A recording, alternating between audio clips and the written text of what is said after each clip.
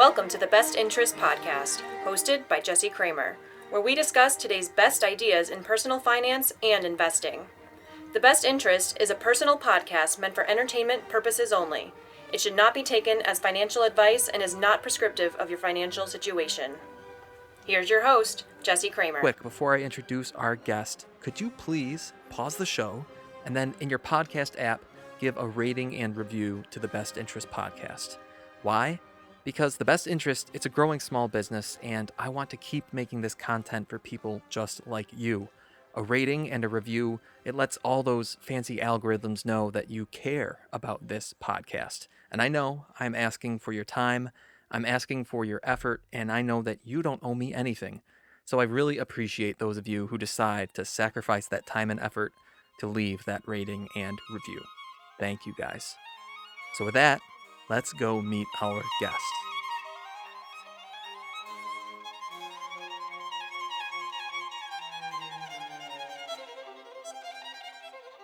My guest today is a lawyer from Greater Denver, Colorado, who lives with his wife and two elementary school-aged children. And that makes him different than some other fire disciples we've had on the podcast who don't have kids. So that's something we will touch on today. He's quite verbose on Twitter, very entertaining all the time, and very educated on personal finance and investing principles. So I'm excited to pick his brain today. He is the Landshark. Landshark, how you doing, my man? I'm doing great, except for the fact that you think I'm verbose. That hurts. I mean, I think that's a good thing, right? You're good with words. Maybe it's got a negative connotation. I don't know. I don't know. Verbose means you use a lot of words, man.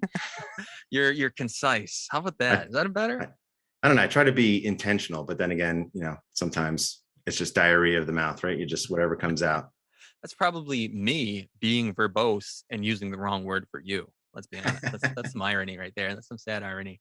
Well, Landshark, thank you for being here. And I think a great place to start, at least it's my curious question, is what is a Landshark? Where did the name come from? I mean, how did you get this brand? So I'm going to answer with a joke, if that's okay. Yeah. So why don't sharks eat lawyers?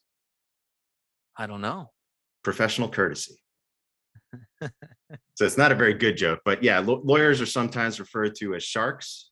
And when I was thinking about possible names for a Twitter handle, I didn't want to just be some nondescript, generic financial this or fi that. Mm-hmm. So I was trying to think of something interesting and different.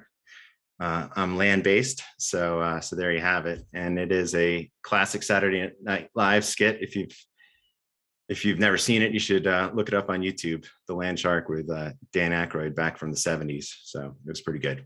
I will look that up. I will make sure to look that up. I'll link it in the show notes even. Well, one thing I did want to pick your brain on here is just a little bit about your personal finance and investing story. Because as I alluded to in the intro, you talk about financial independence and retiring early a lot. But unlike some other people we've had on the podcast, you have some kids. So maybe, how does that play into everything? How'd you get started really talking about personal finance and investing to others? What's your background? Yeah, so that's a good question. I'm not exactly sure why or how I fit into the financial independence space online. I've been lurking in the FI space for a long time now. As you said earlier, I am a lawyer, and I didn't see a lot of lawyers really sharing their stories online. Certainly saw a lot of doctors, saw a lot of engineers, a lot of other professions, but I never really saw a lot of lawyers. Not saying that there are none, but I didn't see many.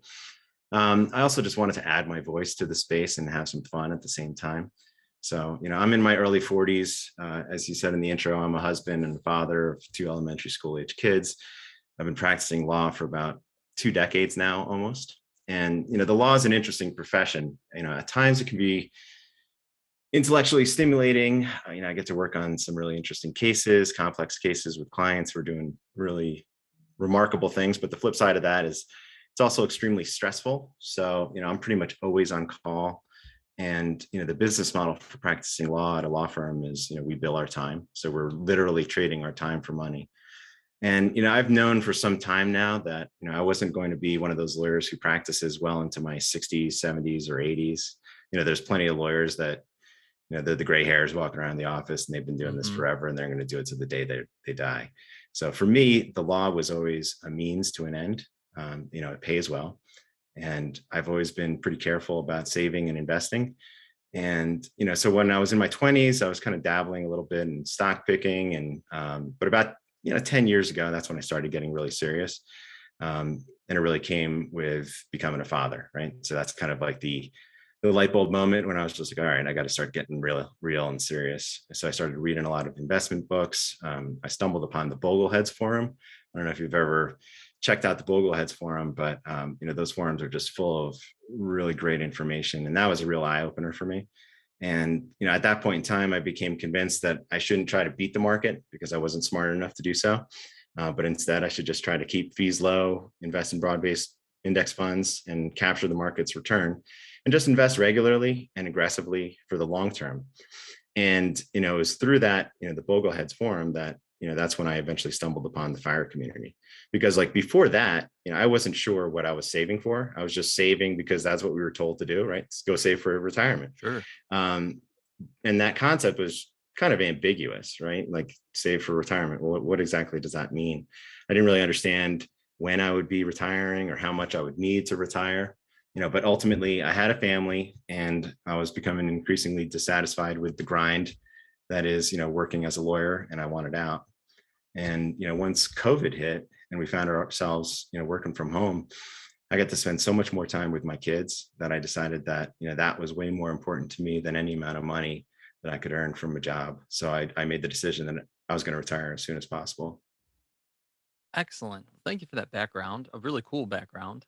Bogleheads Forum. You mentioned the Bogleheads Forum. I've spent some time on the Bogleheads Forum. For listeners who don't know, that's John Bogle, right? The founder of Vanguard, and his Absolutely. followers are called Bogleheads, or they call themselves Bogleheads. So the Bogleheads Forum, I mean, could you just give us a 1 minute description of what's on there, what the people are like, what they're talking about, and what you learned from the Bogleheads? Yeah, I mean it's a pretty diverse forum, but I mean it's a lot of frankly retirees who are their hobby is finance and investing. And so one of the things that they'll do is you can post your portfolio to them, and then they will give you their advice as to how you can fix it. So 10 years ago I posted this is what my 401k portfolio looks like and my wife's 401k, and they said, okay, you should sell these funds and buy VTSAX and if you didn't have those options, they would give you kind of the next best choice in their opinion. So, based on their advice, they really subscribe to like the 3-fund portfolio, which is, Hmm. a combination of a broad-based US stock index fund, a broad-based international stock index fund, and then a broad-based bond portfolio. And basically by combining those 3 portfolios, you can have everything you really need going forward to have a successful investment career. Right. Is that a 3-fund portfolio that you subscribe to in your own investing life, or has it evolved over time? I did for a while, but right now I'm actually um, I've deviated from the 3-fund portfolio. Most of my asset allocation is basically entirely equities. It's probably a little riskier than I should, but I don't own any bonds. I also sold Mhm. out of my international position, so I'm 100% U.S.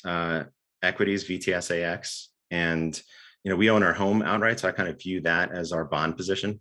Gotcha. But it's really simple. I've got a little bit of individual stocks here and there, a couple additional funds that are kind of inconsequential in the grand scheme of things. Most of it is just VTSAX. Mhm, mhm.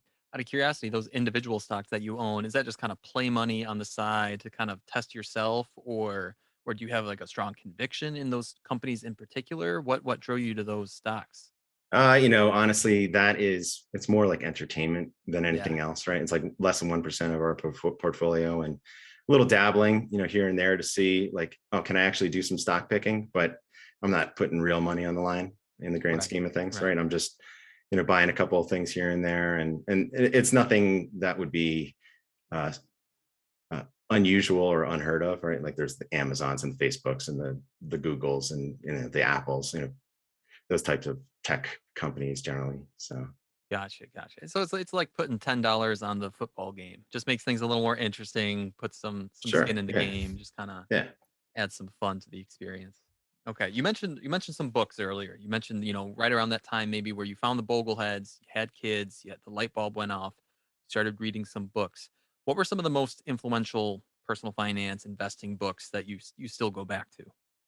Yeah, so the Boglehead's Guide on Investing is fantastic. JL Collins' Simple Path to Wealth is probably the best book that you could read.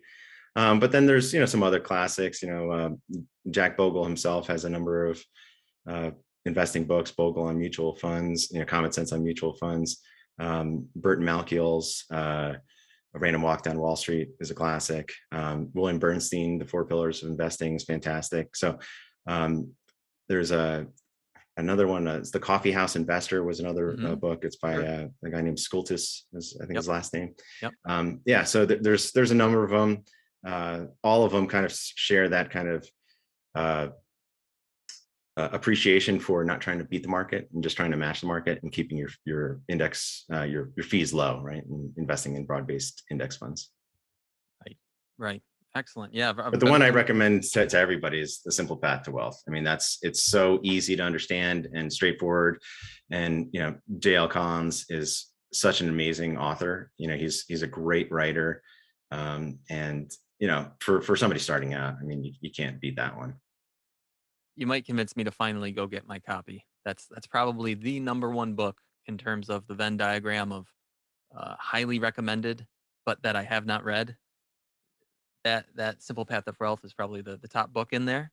It's kind of And funny because when my kids were really young, there was a point in time where we couldn't get them to nap unless we were with them, right? So we Mhm. had to kind of like be in bed with them. And so they would take naps and I would just have my phone there and I would just start kind of reading Jim Collins's blog. And so his stock series is basically what turned into The Simple Path to Wealth. So I read his stock series on my phone while my kids were napping next to me. And that was kind of like the genesis of everything for me in terms of understanding index fund investing and just kind of had to build my overall philosophy of investing. And then once he came out with the book, I reread it, recognized a lot of it from the stock series itself, but he just kind of organized it a little and cleaned it up, and it's fantastic. But either way, read the stock series or read the book. You can't go wrong. Excellent. I'll link to those in the show notes for the readers and a few of the other books you recommended too. Let's talk real quick. In your Twitter profile, you describe yourself as a financially independent land shark who hates debt. So let's talk about debt, and maybe we can start with coming out of law school. Did you face the proverbial kind of law school, med school, grad school debt that other people write about? I had some, but I was pretty fortunate that I didn't have like the crushing debt that others had. Hmm. I had a full scholarship to undergrad, so I graduated college without any debt. And then when I went to law school, I had about 2/3 of it paid through scholarships. So I graduated with about $40,000 in debt, which was manageable. It was certainly not insignificant, but I was able to take care of that relatively quickly, kind of before my kids were born. And that was kind of like the motivator for us was, and I didn't like the idea that I was going to be, it was on a 20-year term. I didn't like the idea that I would be saving for my kids' college or putting my kids through college while I was still paying off my own law school debt. So I paid that down right around the time that they were born, and moved forward from there. Hmm. Hmm. And so to this, I mean, were there other debt instruments that you took on along the way, whether it's, I don't know, car loan, mortgage, other stuff like that, or have you always been pretty against it? You know, we had a car loan on our 2006 Subaru, which we still drive today. But we had 0% financing for 2 years and paid it off in 2 years. So Yep. that was free money. So, I don't think I'm an idiot about that. I'll take free money if I can get it. But, just the past 2, 3 years, we paid down our house. And so we own our house outright now.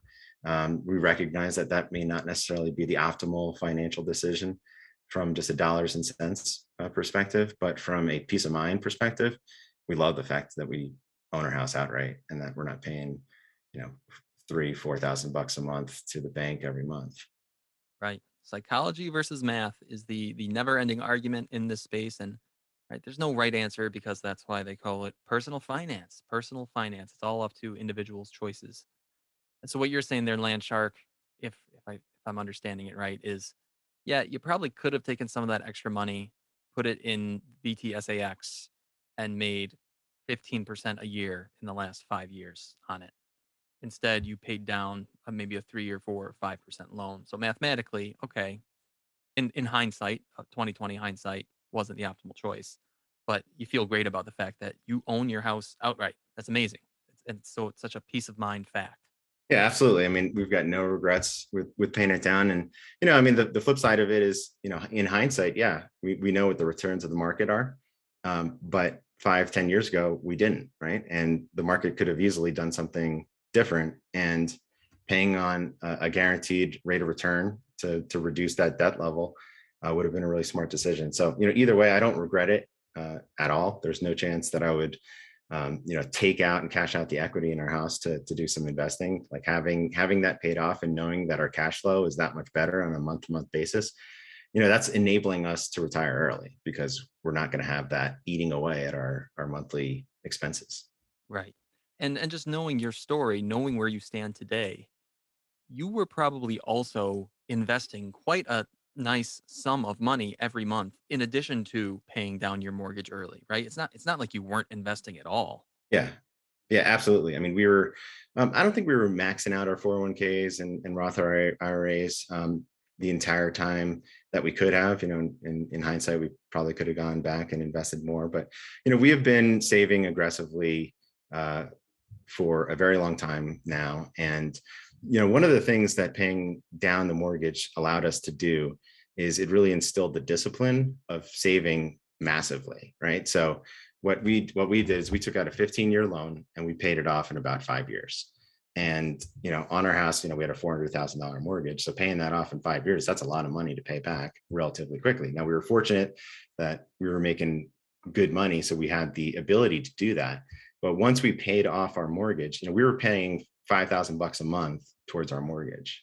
And then when we would have some bonuses come in, throw some extra cash, we'd throw that at the principal.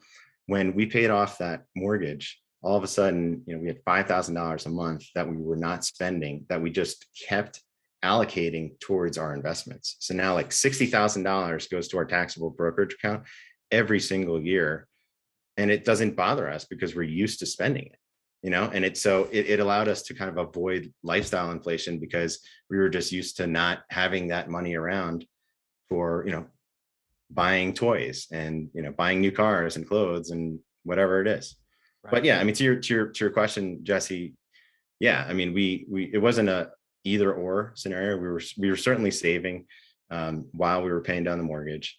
We The paying down the mortgage kind of gave us the discipline to save even more aggressively than I think we would have, because I was a little bit of a spender actually before we kind of got onto this FI journey that we were on. I was definitely more prone to go out and pick up a bar tab with my friends and not really think about it, and Hmm. go out and buy some toys and not really thinking about it. Go do whatever.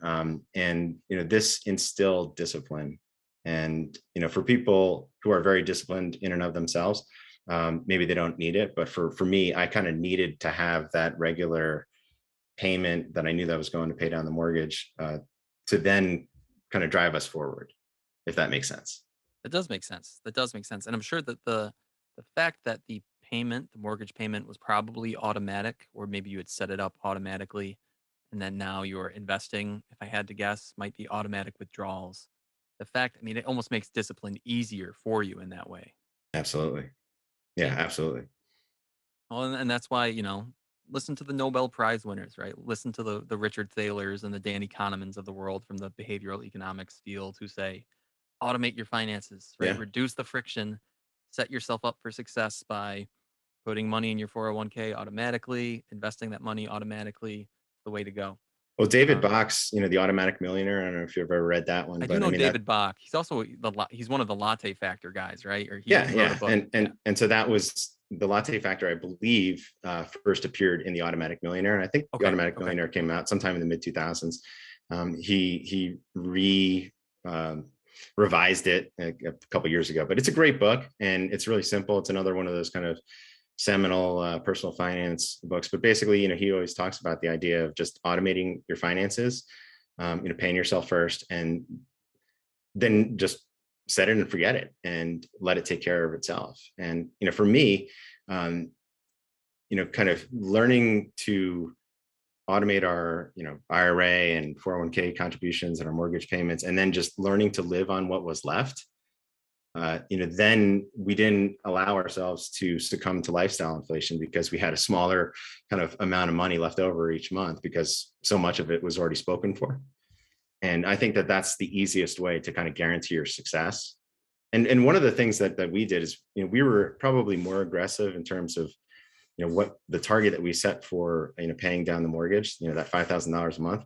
That's probably a little more than we could afford, honestly, at the time that we did it. But we just said it. We're like, you know what, we'll make it work, and we made it work. And there was a couple of months when it was like, it was a little tight. It was difficult, but it's sometimes you can fool yourself into instilling, this discipline to save more so than you actually think you can. Right. Set the bar high, and Yeah, you'll probably find a way to adapt. And exactly. that's particularly impressive coming from a shark who really hasn't evolved in like 400 million years, Well, we're the perfect species. right? You're You know, just we're just all cartilage. well, let's talk about your fire plans. Now, I'm particularly interested in are you using the 4% rule to plan out your retirement, or are you using like what kind of math is kind of going into your long-term retirement plans? So we have, we've put together a pretty comprehensive withdrawal strategy timetable, and I've actually shared it on my Twitter feed. I'd be happy to share it with you. You could put it in the show notes. Absolutely. Put together a Google Doc. It's actually something that I don't know if you know Robert from Stop Ironing Shirts, but he put together a withdrawal simulation that I've been tweaking and making my own. He did it a couple years ago, and I learned so much from that guy. I mean, he is super smart. And so the withdrawal simulation that we have has a couple different assumptions, and it has columns for 4% withdrawal rate, a 3.5% withdrawal rate, and a 3% withdrawal rate. And based on kind of what we're projecting right now, so I'm planning on firing in early 2022. My wife is probably going to continue working for another 2 years. So 2024 is when we'll probably start actually drawing on our investments, and Mhm. before then we'll just live off of her income. So based on kind of what we're projecting, I think a 3% withdrawal rate will actually cover our annual spending in 2024. And so we're projecting $120,000 annual spending, and 3% of our nest egg at that point in time will be about $127,000. So we'll be spending less than 3%. Gotcha. And for listeners who don't know, how does 3% compare to conservative, liberal? I mean, where does it fall on the spectrum of withdrawal rates? Yeah, I mean, 3% is really conservative, right? Right. So the Trinity study contemplated a 4% withdrawal rate, contemplated a 30-year timeline. I'm 42. We're looking at a 50-year retirement Hmm. horizon. All Hmm. things go well. So a 3% withdrawal rate, I don't think that we will run out of money. We've run a lot of simulations on fire calc and using personal capital, and Yep. all of those simulations kind of contemplate a 4% withdrawal rate. So I'm a pretty conservative guy when it comes to finances and saving in general. So we feel pretty confident that a 3% withdrawal rate should work. Right. Right. I know one thing that I know about the Trinity study, or at least the famous 4% rule, is that it was based on a 50-50 stock bond portfolio, kind of looking at historical data. So I'm just curious, how are you going to potentially adjust your asset allocations over time? I know the future's foggy, we don't have crystal balls, but if you had to guess, you're going to retire soon, 100% total market index fund. Do you think you'll stay there for the majority of your retirement, or do you foresee yourself slowly shifting into something more conservative? I think I'm going to add some bonds, and so we have a decent amount of cash right now, that probably could start to actually transfer into what our bond position should be. But right now, given the fact that the house is paid off, I haven't been that convinced that bonds really make sense right now, especially given the fact that interest rates are so low. they're probably only going to go up. And if they start going up, then bonds are going to really underperform. So, I probably should add some bonds, but right now it hasn't been something that I've been really chomping at the bit to do. Pardon the pun. So, Gotcha. but No, certainly something to consider going forward. yeah, yeah. Well, that explanation totally makes sense. And if you have that 50-year time horizon ahead of you, like you're saying, probably does make sense to stay more aggressive early on and to start tapering into more conservative assets as you get older. Um, Now, one interesting thing I know that's another result of the Trinity study is yes, if you do the 4% rule with the 50-50 stock bond allocation, a few historical 30-year periods would have failed. But so many historical 30-year periods, you'd have actually ended up with more money at the end of those 30 years, even after withdrawing money every year for your cost of living, you would end up with more money than you started. So that's the other side of the coin is, if you go super conservative, that's great. You're probably going to drive your percent chance of failure down to zero. And you're also going to find yourself with more money than you expected later on. Right. That's what the probabilities say. Yeah. And, the withdrawal simulation that we have, we don't account for Social Security at all, but we Gotcha. will obviously be getting a significant amount of Social Security. And I don't know if you've ever played around with Physician on Fire's Social Security calculator, but he's got a great Social Security calculator, and he's got this article about the various bend points. And Social Security is pretty complex, but after you've vested for a certain period of time and you've hit these bend points, you basically get a diminishing amount of money, per dollar, right? Like you start off, you're getting 90 cents on the dollar, and then you're getting 32 cents on the dollar, and then you're getting 10 cents on the dollar. We're at that second bend point right now, where Hmm. the amount of money that we're actually putting in and that we'll get back out really cuts against continuing to work. But I know that when we hit age 70, uh, and we actually start drawing on Social Security, um, that's just going to be additional padding for our finances. And I feel like at a 3% withdrawal rate based on what we're projecting right now, and not taking into account Social Security, if I feel comfortable with that once the Social Security comes in, that almost also cuts against the need for a bond position at this point, and kind of allows us to take additional risk. Right. Right. I haven't seen that calculator specifically from Physician on Fire, but I know the Social Security, the tapers, how they taper off over time. And yeah, Physician on Fire, great blog. I've written a couple articles for Leaf. Seems like an awesome guy. And yeah, I'll find that calculator and link it in the show notes for anybody who's interested. Landshark, I wanted to do a little transition. Now, people, when they hear that someone's retiring at 30, like last week I had Purple on the podcast of a Purple Life. She's retiring at 30. You're Which is awesome. retiring. She is phenomenal. It was a great episode 36, if anyone's interested. And a question that came up for her is probably a similar question that you've had to field from time to time, which is you're so much younger than the traditional retiree. What are you going to do with your time? Or why do you want to retire? Why do you want to stop now? So when people come to you with those kind of questions, you can pretend that I'm coming to you with that question. What do you say? What's your thought process on what you'll be doing in retirement? I guess the question is, what am I not going to be doing? I've never been bored. Like, that's not Hmm. within my DNA. Like, I am incapable of being bored. Like, I find so many things interesting and fascinating. But for me, I launched my own blog just about a month ago, and landshark.org. And my first post was about time. And the more and more I've been thinking about it, and the older and older I'm getting, I'm just kind of realizing the value of time and how it is truly finite. And regardless of how much money we have a finite amount of time.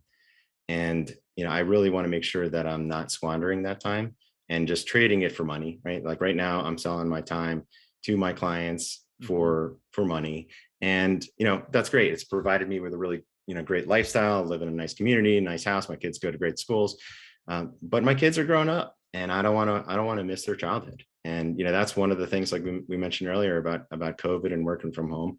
I've spent so much more time with my kids this year that typically I was out the door at 7:30 commuting downtown and then coming home by 6 o'clock. And so maybe I'd see my kids in the morning before I go to work. And then I'd see them for maybe an hour or so before they went to bed. And that was it. And now I get to walk my kids to school every single morning. I pick them up from school every single afternoon. I get to take them to, soccer practice and baseball and to martial arts and all their activities. We get to go on hikes and bike rides and go swimming together. And it's just fantastic. So, what I plan on doing with my retirement is, number one, I'm prioritizing my family time over everything else. My time with my kids while they're young, my time with my wife, that to me is my number one priority. Second, I'm going to be focusing on my health and well-being. I'm definitely feeling the effects of the grind of the practice of law. It's definitely a stressful career. Not saying that the law is unique in that regard. Like there's lots of stressful careers, but it's definitely a grind. So I want to focus on my health and well-being and really focus on exercise and spending time outdoors, running and hiking and biking and doing all the great things that Colorado has to offer. Continuing to just read and learn. And then, I do a lot of community service. I also am passionate about creating and making music and writing. So, like I said, I just launched the blog. I'm gonna be working on that, and then we're just gonna see. But one of the things that I'm really looking forward to is decompressing. Like I've been going 110%, since I started practicing law, and it's time to just take some time to unwind. And I wake up in the morning, and the first thing I think about is work, and I go to sleep, and I'm thinking about work as I'm trying to fall asleep, and I'm waking up in the middle of the night thinking about work, and that's not a healthy way to live. And I've had partners who have had heart attacks and strokes over the past couple years, and you know I could see that as something that happens to me. All right, and I just I'm not invincible. So at a certain point in time when you've won the game, you got to stop playing. And I have enough. Like I believe that I have enough to sustain the lifestyle that we want to live, and I don't need to continue to add additional money, just because I can. I really like that one quote you said there towards the end, which is sometimes you have to realize when you've won the game, you need it's time to stop playing. And you mentioned William Bernstein or Bernstein earlier, great author, investing mind, and he's got this quote that I absolutely love, which is paraphrasing here, that the point of investing is not to maximize returns. The point of investing is to not die poor. And it's a quote about risk, really. Mhm. And it's a quote about, you don't have to put pedal to the metal going as fast as you can, as far as you can, as long as you can, because going pedal to the metal is inherently risky. You might crash. Right. The point of these exercises we do, the point of working as a lawyer as hard and as long as you did, isn't necessarily to do it forever and become as rich as possible. There's more to life than that, right? There's more to life than just Absolutely. working your butt off. And yeah, so it applies to investing. It applies to your job. It applies to everything we do. It applies to money. It applies to time. I really like that, how you're bringing it back to that finite resource that we have, time. It's one of those cliches, right? There's a lot of cliches in the personal finance and investing space. There's a lot of cliches out there on Twitter that we see day after day, time after time. Right. But some of them are just so universally true that there's a reason why it's a cliche. And the fact that time is this finite resource, the most finite resource that we have, it's one of those cliches that comes up every day, but you know what? It's always true. Absolutely. Yeah. There's this song by Chris Staples, and it's called "Halfway Over." My life is halfway over. Who knows? Maybe more. I'm finally getting good at this. Wish I could live 100 more. Nobody knows what happens next. I'm guessing this is all we get. And I just heard that, and I was like, God damn, that just hit a chord. And my kids, they're in elementary school, but they are growing up fast. And like before I know it, they're going to be in middle school, they're going to be in high school, and they're not going to want to hang out with their old man. But right now, they love hanging out with their old man, and I don't want to miss that. I don't want to. I don't want to spend so much time trying to become a big shot at work that I forget to spend quality time with my kids. Right. You familiar with there's a blog up there called Wait But Why? Oh, I love Wait Bite Bye. Yeah, So you're probably familiar with that. It's probably one of his most famous articles that talks about, how much time we get in life, and it's yeah, it's illustrated really well, so you can see kind of like little blocks that represent little chunks of time year by year, week by week. And I know one of the time stats that he looks at in there is how much time parents get to spend with their kids Right. and how much of it, I think it's something like by the time your kid turns 18 and leaves the house, the average parent will have already spent 95% of all the time they will ever spend with that child. Yeah. So it's tough. Your kids were how old did you say, Landshark? Yeah. They're in elementary school. So Elementary they're school. yeah. So halfway through their childhood ish means you're probably 45 to 50% of the way of the time you'll spend with Right. them. And that's it can be sad, but it can also be a very motivating fact to really make the most of the rest of the time that you have with them. So it's Yeah, I really mean, cool what I you're don't think doing. it's sad at all. I mean, it Mhm. just is, right? Mhm. And Yep. the point of saving and investing and kind of doing all these things is to, I think, prioritize your values, right? And the things that are really valuable to you. So, obviously I want to spend time with my kids and be present in their lives. The flip side of it, and one of the things that I'm looking forward to in retirement is, I'm fortunate that my parents are still alive. And but the flip side of that wait but why post is, how much time do you have with your grandparents, with your mom and dad when they're entering their senior years, right? And if I had the opportunity right now to basically recapture some time with them because I'm retired, because I'm not going to be working, like what a blessing that is. And as they move on to when one of them passes and then they're just there's just one of them, I can help them in that process. And I wouldn't necessarily have that time if I was working a 9 to 5 Monday through Friday, right? Like, so like I'm really looking forward to actually not only spending time with my kids, but spending time with my parents while they're still around, and my extended family, just because I have that good fortune of being able to recapture some of that time. Love it. Love it. Recapturing a resource that maybe you thought would have slipped through your fingers, but hey, early retirement opens a lot of doors that most people assume are closed. We got a couple options. I mean, is there anything that you wanted to talk about specifically that we haven't yet? One of the things that I've been doing with my Twitter profile that has actually kind of resonated with people, and Mhm. obviously we've done very well. We're very fortunate in terms of how our investments have done. So one of the things that I try to do is just kind of illustrate like what exactly has happened in our finances, Yeah. and like the power of compound interest. And like, so some of these tweets have really resonated with some. I'm sure other people think, oh, I can't relate to Landshark because my net worth is significantly higher than most other people that are on Twitter or whatever. But the point is that compound interest really works, right? And if you put it to the test, like it will work for you. So when we started tracking our net worth, and I think tracking your net worth, like if there's one piece of advice that I could give to anybody, it's the importance of tracking your net worth. Because once you actually, and I know you always talk about this, what gets measured gets managed. When you start measuring your net worth, you can actually start to see the progress, right? And so we started tracking our net worth off and on in like 2008, but then we Okay. started getting really serious about it, probably like 2012. So it's been about 10 years now. So in 2008, we had a net worth of about $300,000. And that then we had, the financial collapse and all that fun stuff. But we became millionaires, my wife and I, in March of 2013. Right. So we Okay. saved and we invested. And we had a $1 million net worth in March of 2013. It took us 5 years to get to 2 million. So January of 2018, we crossed that threshold.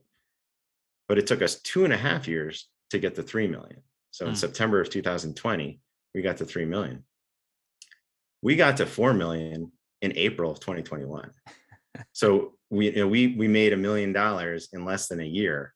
And that wasn't from our income. That was, I mean, it was partially from our income, but that was also, we no longer had a mortgage payment. We were throwing more money at our investments. And now we're at $4.4 million, and which is remarkable. We're up 25% for the year. We've made $875,000 this year in our, investment accounts, including what we've actually saved and invested. But, you look at how that actually charts out, and it's the snowball. It starts rolling Mhm. and it's taken care of itself. And now when we look at our our finances, I feel comfortable, and we're making really good money at work. My wife is making good money, and I became a partner, several years ago, and that really kind of added fuel to the fire in terms of just our earnings. Um, but and this year we're going to earn, I don't know, $600,000 in W-2 income, which is a lot of money. Yeah, But sure. I'm going to walk away from that. Right. And I feel comfortable walking away from that because our investments are making more than that, which is crazy. That, once that snowball just takes over. So like, if there's, one piece of advice in addition to just the importance of tracking your net worth so you can actually see it and visualize it. And we track it on a monthly basis and on an annual basis, because monthly is great to know where you are. Annuals, where you start really, wow, like look at where I was 5 years ago. But once that snowball starts rolling, get that investment account growing as early as possible. I wish I started earlier. I still started early enough, but had I started earlier, it's you can only imagine where it would be at this point. So start early, invest regularly, invest often. You'll thank yourself later. Yeah. I mean, you're right. I am a huge proponent of tracking net worth. I track my net worth every month, like you do, and it is fun to zoom out and look at month by month or year by year and see the progress that you've made over time. You know, I right now am close to where you were in 2008, and it's exciting to think of what the next decade could bring. And even though Landshark, I mean, you made a good point there where you're saying, well, maybe the average listener, the average reader on Twitter can't quite relate because their W-2 income isn't 5 or 600 grand like yours is. However, I think the average listener or reader should relate to the fact that, how you went from 1 to 2 to 3 to 4 million in whatever it was, 5 years, 3 years, 2 years, 1 year. Well, they might not be making $1 million jumps, but they would be making quarter million or $500,000 jumps in those same kind of time periods, right? Sure. Maybe Yeah. And someone they'd go from a quarter million, they'd get their first quarter million in 5, and their next quarter million in 3, and the next one in 2, and the next one in 1. It's the same exact idea. It's just you scale it based on your income and how much you're investing. right. Right. And I wasn't earning this money the entire time of my career, Sure, right? Like, sure.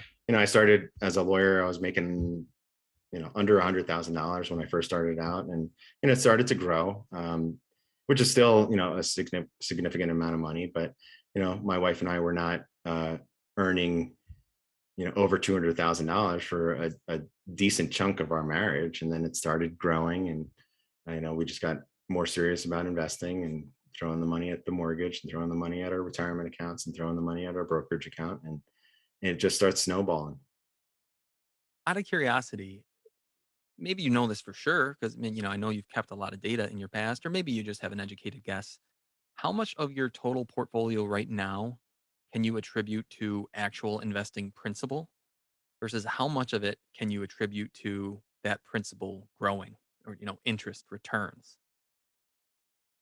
That's a great question. I wish I knew the answer to that, but I guess what I could tell you is how much money we have earned in our careers Sure. Yeah. versus what our portfolio is worth now, right? Yeah. That's a great So stat. Yeah. Go for yeah, it. and this is something that I'm probably going to turn into a blog post, just based on thinking about the big picture, right? Like, Hmm. in your entire life, like, how much are you going to earn, right? And in your entire life, how much are you going to spend? How much do Right. you need, right? And so, that was one of the things that I was looking at when we were putting together our withdrawal simulation. Is we're factoring in starting at $120,000 of annual spending, indexing that for inflation, figuring a 50 to 60-year timeline. Like, how much money do we actually need, just with interest compounding over time? And that number, assuming that we live to age 100, we need 12 million bucks. All right, like Okay. that's Yep. $120,000 at 2% interest, starting in 2024, going until 2079. Hmm. 12 million bucks, right? And like, how much are your investments actually going to cover? So those are the kind of things that I've been thinking about. So right now our net worth is about $4.4 million. Hmm. What we have earned in our careers between the two of us is $4.4 million. Oh, wow. One So to one. 1-to-1 ratio. Now that's not including what we've earned in 2021. So that's through 2020. So that's a little skewed. Yep. If you factor in, what we're going to earn this year, we're going to earn about $600,000. So we'll earn $5 million, say, Right. but Right. that also doesn't include, what we're going to earn for the balance of the year and invest, right? But Yep. right now, we're basically 1-to-1, and I mean that's a pretty remarkable thing if you think about it, because you got to spend some money to pay for your expenses, Sure. and you're not typically saving 100% of your money, but you invest that money over time. At some point that delta becomes smaller and smaller, and you're not, Right. and I never had like one of those super high savings rates, right? Like I am not frugal. I am not one of those like people who were saving 50% of our Yeah. income, Yeah. 60% of our income, until we started making like significant money, where all of a sudden, because we weren't inflating our lifestyle, then we got to a big savings rate. But in the beginning, we had a 10% savings rate, 15% savings rate, 20% savings rate, which is still bigger than what most the average American is doing. Mm-hmm. um, but like in the fire community, like that's nothing, right? Like, oh, you're only saving 20% of your income, you're a spendthrift. The investments at a certain point in time start doing the work for you. And that's why we invest, right? That's why we want to put our dollars to work, and we hope that the investments behave like they have in the past, and our dollars start to multiply onto themselves. Um, you know, uh, Younger people listening to this, I can tell you there's a name for that stat that you actually gave us, Landshark. I think budgets are sexy. They wrote an article about it once upon a time, which is all the money you've ever earned, or maybe it's what your total net worth is today divided by all the money you've ever earned. And if it's over the one, yours is one right now. The number's over one, you're in a pretty good spot. And if you're under one, well, most people are there, especially when they're young. I think mine right now is something like point 0.6. It's getting better. It's getting better. But the idea there is that when you're a young person, there's plenty of things to spend money on. You might go into debt because of college or a car or a house, and you're not earning a ton of money, which means you're not saving a ton of money. So your net worth might only be $50,000, even though over your career you've earned $200,000. Well, your ratio there is 1 in 4, Right. 0.25. Not great. But over time, the compounding interest in the numerator of your net worth, if you've been investing your money, that compounding interest really starts to work for you, especially if you've been doing it for, 15, 20 years like you have, or 12 years seriously. Yeah, no, that's a really interesting way of looking at things, and I hadn't really thought about it too much until right now, and I'm definitely going to dive into that a little deeper. And I am curious now to go back in time and look at everything that we've actually saved and invested. We've changed brokerages periodically, not periodically, but we've changed a couple times. Hmm. So I don't know if I have records going back. I wasn't necessarily a meticulous record keeper early on. Now I'm Right. a little more Right. anal about it. Out of So, curiosity, who do you do your investing through right now? we've got Vanguard accounts, we've got Fidelity accounts, then we've got our 401k accounts with whoever our employers decide to have them through. But most of our money is in Vanguard, and a little bit is in Fidelity. Okay. Gotcha. Gotcha.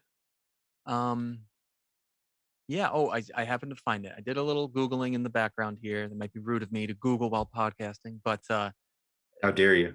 Jay Money over at Budgets Are Sexy, he calls it your lifetime wealth ratio. And I think it was looks like it was something he was throwing around the community in mid 2020 teens, 2015 or so. Your lifetime wealth ratio is your net worth divided by your lifetime income. And if you can get it above one, you're probably in a pretty good spot. Yeah, interesting. I'm gonna have to Yeah. look that up. Yeah, yeah, it's a good one. And listeners out there, it's a good thing for you to calculate too, just to think about how many dollars have I earned in my life? How much of my time have I traded for dollars in my life versus what do I have to show for it today? It'll open your eyes. In some ways and good, in some ways bad, but it might light that fire underneath you to turn the ship around, as it were. It's also important to know, like, how much money you actually need. And, that's one of the things that, Your Money or Your Life, that book is great about, in terms of, trading your time, your life energy for money. And, kind of thinking about, what exactly are you working for? And, that's one of the big things about, I think, the fire community that has got me thinking about, things recently about, why continue to work when you've won the game? Why continue to trade my time, which is the only time that I've got, for additional money?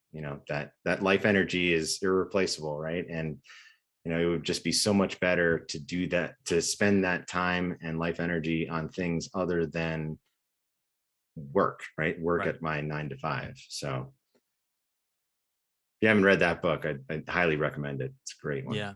Yeah. That's another one that I haven't read, even though I've read chapters and excerpts from it, some of which actually inspired some of my blog articles. There's one concept from the book called the fulfillment curve. I don't know if you remember that Yeah. one. And this fulfillment curve, it essentially says uh, more stuff does equal more happiness up until a point, and then after that point, more stuff equals less happiness. Right. And the way to think about it is if you're homeless on the streets, well, some more money and some more stuff is going to significantly make you happier and increase your quality of life. But if you have everything that you need and you're comfortable and you're enjoying yourself, getting a second and third and fourth car, let's say, Right. it's not going to make you any happier. If anything, it's just going to cause you headaches. And so Right. that's the idea that many people understand, but many people also don't understand. Many Americans, especially, hate to say it, we're kind of a consumer driven society. We love our stuff. And sometimes we surround ourselves with so much stuff that it drives us batshit crazy, even when we don't realize it. We don't realize that our own property is driving us up the wall. Well, yeah, I mean, you've got the whole like hedonic adaptation, Yeah, sure. concept where, oh, this thing that I'm going to be buying is going to bring me so much happiness.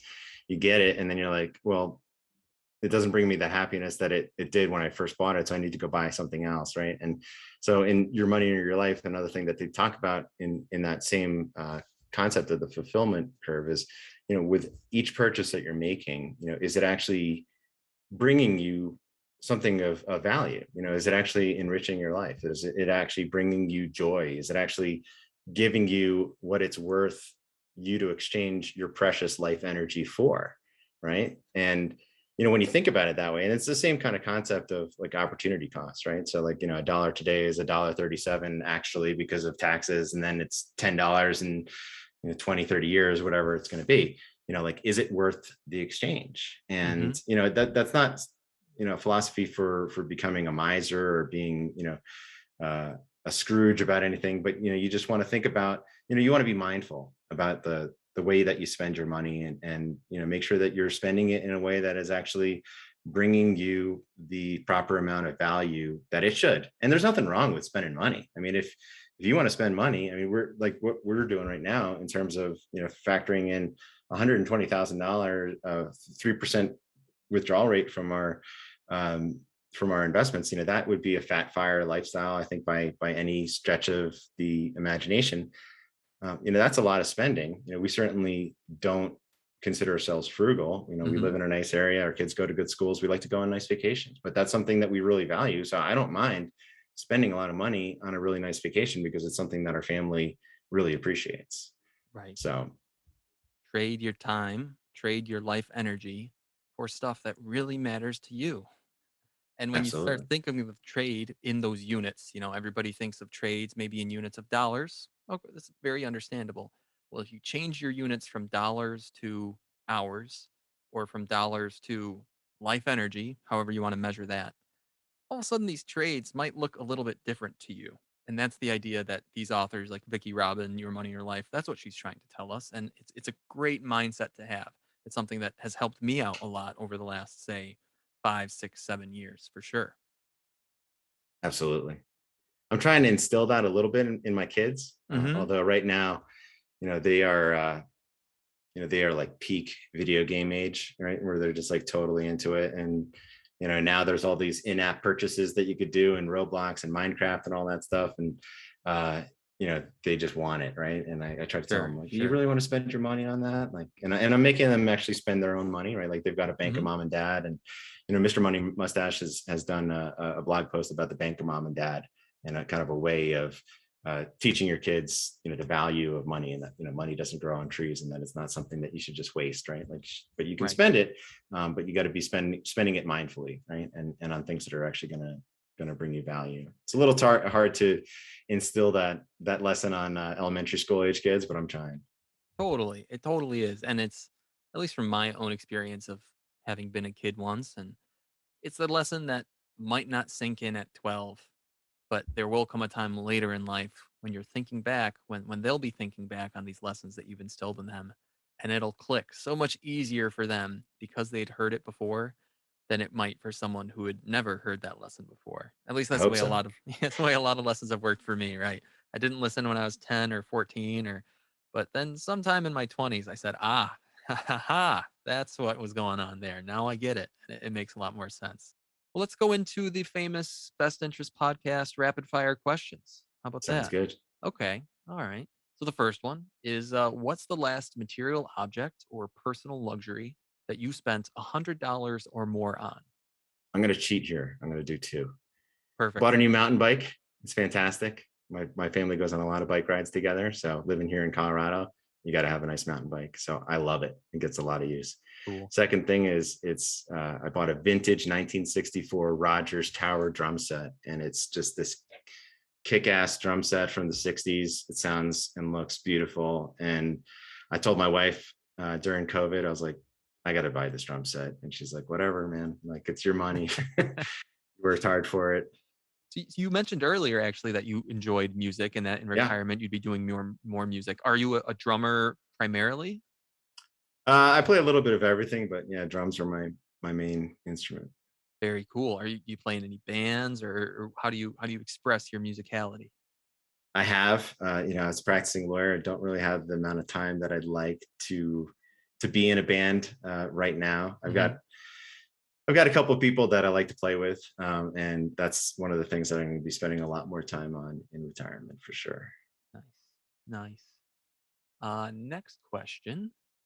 What's one good habit that you're trying to form, or a bad habit that you're trying to break? As a lawyer, I'm always on call. I work ridiculous hours, and as I'm nearing retirement, I'm trying to say no more and set boundaries.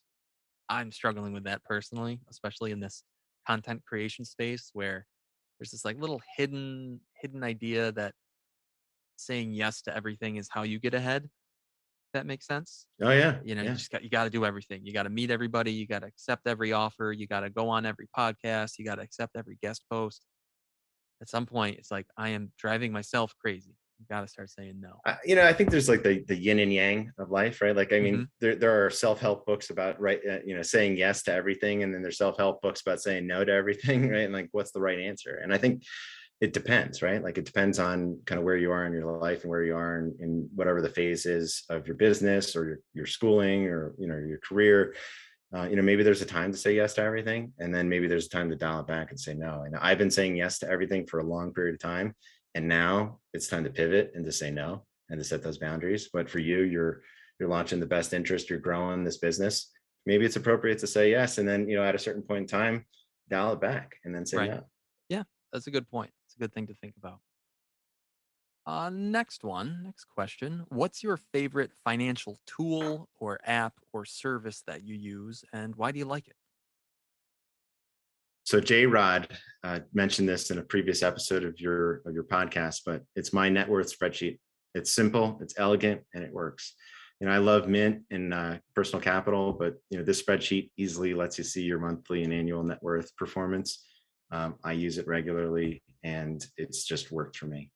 Excellent. And one more time, is that available to a listener if they wanted to download their own blank copy of it, or where'd Yep, you? yeah, I've got a shareable version on Google Drive. Cool. I'll make sure that you get a link to it, and you can link it in the show notes. Wonderful. Wonderful. And then before we get to the last question, I did ping our Twitter friends before we hopped on live here, and I said, "Hey, everybody, anybody got a question for Landshark?" We got some nice comments. We got, Landshark is on a tour from Sea Fire Sim. We got the Landshark from Justin. People just giving you the fans are coming out, All right. Yeah. The for the groupies. sport. But we did have one interesting question actually from the Art of Purpose, Creation 24/7, all 65 followers. He's coming down to chat with us. He was on the podcast before. He's a good guy. So his question for you, Landshark, is how would you invest $10,000 given to you right now, but hard mode, no index funds? You're not allowed to say index funds. How would you invest $10,000 right now? VTI, ETF. It's an ETF. Is that cheating? Is that an index ETF? It's not an index fund, man. It's an ETF. It's an exchange traded fund. I'm a lawyer, man. I look for the technicalities there, and he This, said no index funds. I mean, this is objection. I'm going to throw this case out. Okay, no ETFs, no index funds. How Oh, about I this? don't know. One company. Pick a single company stock, or pick a single crypto coin. Pick uh, pick something else. Something else. I'd have to go with Tesla because they're just the game changers out there, and Nice. I feel like Apple and Amazon and Facebook and Google, they've already taken over the world, but Mm-hmm. Tesla is yet to take over the world. They're on the march, Yep. but with the capabilities of just revolutionizing the auto industry and the solar interests and just what Elon Musk is doing, I think they're going to be the game changers going forward. It's great logic. Totally makes sense to me. But don't put $10,000 into Tesla. That's not investment advice. Agreed. That's a good caveat, and agreed with that. It's a cool company. I'm excited to watch them grow. I'm excited to get one myself. I hope one day. But yeah, I don't have the cojones, as it were, to believe that they are underpriced right now relative to where they'll be. Right? I mean, they're already priced as if they're a huge company, because they are, but they might be overpriced. Hate to say it. We'll see what the future They might be brings. underpriced. They might be, exactly, and You don't I know. don't have the expertise to differentiate those two. That's why I just get my return in BTSAX. I get my chunk of them Uh and huh. let the market decide, because picking Right. individual stocks is a loser's game. You're Yep. going to lose. You Yep. just don't know. Very true. Very true. And that brings us to the last rapid fire question.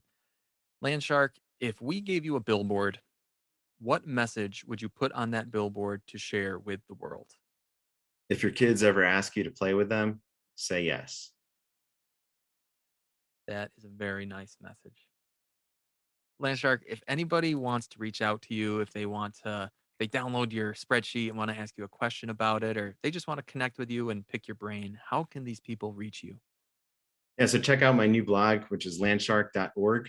You can also reach me on Twitter at I am Landshark. I'm also on Facebook at I am Landshark. So Very cool. All of those links and all the other links we talked about today will be in the show notes. And Landshark, thank you very much for coming on to the Best Interest podcast tonight. It was great talking with you. thanks, Jesse. It was a lot of fun. Keep up the good work.